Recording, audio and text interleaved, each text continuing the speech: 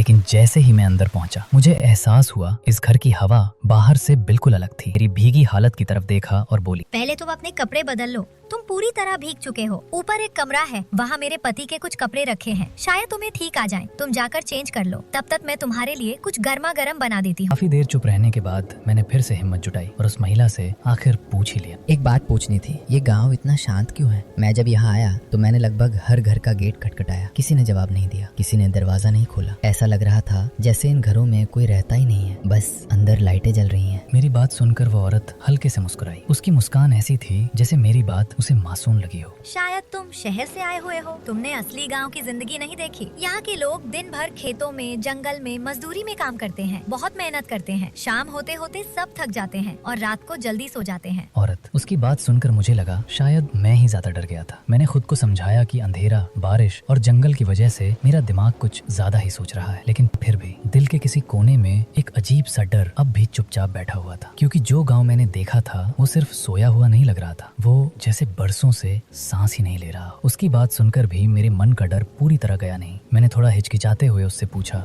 इतने बड़े घर में आप अकेली रहती हो, आपको डर नहीं लगता? नहीं, मैं अकेली नहीं रहती, मैं अपने पति के साथ रहती हूँ। मेरे पति यहाँ फॉरेस्ट अफसर है, अभी ड्यूटी पर गए हैं, थोड़ी देर में आते ही होंगे। उसकी ये बात सुनकर मुझे थोड़ी राहत मिली। मन में आया, ठीक है, अगर फॉरेस्ट अफसर हैं तो सब नॉर्मल ही होगा।